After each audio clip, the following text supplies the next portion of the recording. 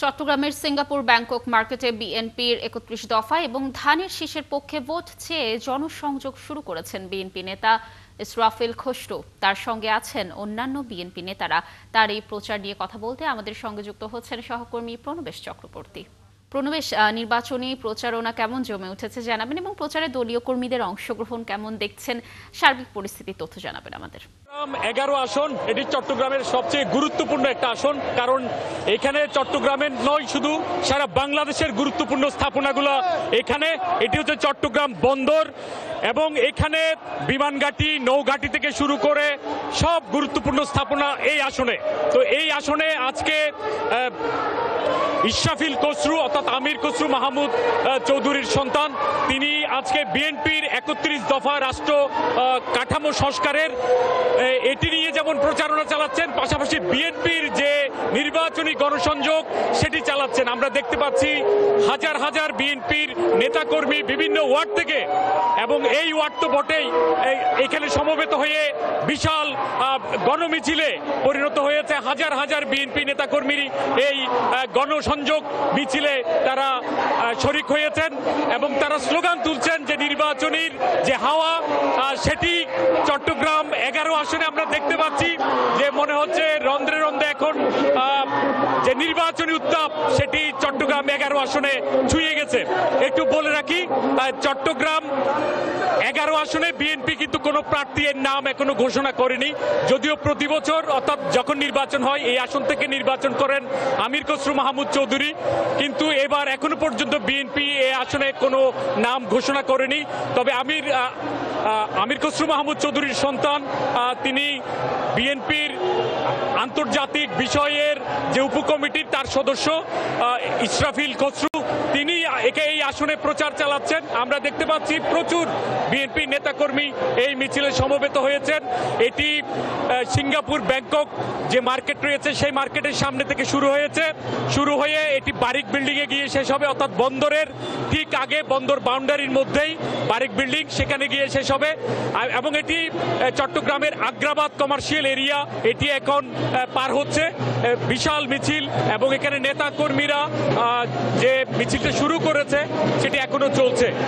তারা যেটা বলছেন যে নির্বাচনের যে হাওয়া উঠেছে এটি থামানোর কোনো সম্ভাবনা নেই, এবং ইসরাফিল খসরু তিনি বলেছেন যে বিএনপি নেতাকর্মীদের ঐক্যবদ্ধ থাকতে হবে, এবং ঐক্যবদ্ধ থাকলে নির্বাচনে বিএনপির জয় কেউ ছিনিয়ে নিতে পারবে না। তিনি সকল নেতাকর্মীকে একসাথে থেকে এই যে নির্বাচনের যে প্রচার, সেই প্রচারে তারা অংশ নিয়ে প্রত্যেকটা জায়গায়, মহল্লায়, পাড়ায়, ওয়ার্ডে ছড়িয়ে পড়ার জন্য তিনি আহ্বান জানিয়েছেন। তো আমরা দেখতে পাচ্ছি এখানে, আপনি যদি বলেন যে এই নির্বাচনী যে প্রচারণা কেমন লাগছে? সুন্দর সুন্দর প্রচারণা, দানের শীষের জয় জয় চলতে, দানের শীষ দানের শীষ। এবার কেমন লাগছে? আমাদের খুব আনন্দ লাগছে, খুব ভালো লাগছে। এবার আমাদের দানের শীষ এগিয়ে যাবো। শুনছিলেন তারা সব, তো আমরা দেখতে পাচ্ছি যে আপনি বলেন যে কেমন লাগছে? আমার কাছে খুব আনন্দ লাগছে, আনন্দ জোয়ার দানের শীষের জোয়ার বাইরে গেছে। যেই কোনো বিজয় আমরা ছিনিয়ে আনবো, দানের শীষের বিজয় ছিনিয়ে আনবো। আমরা দেখতে পাচ্ছি যে নির্বাচনে হাওয়া সেটি কিন্তু লেগেছে। আপনারা একটু বলেন যে ধানের শীষের যে কেমন লাগছে? কেমন লাগছে? দানের শীষে জিতবে, ভালো লাগতেছে।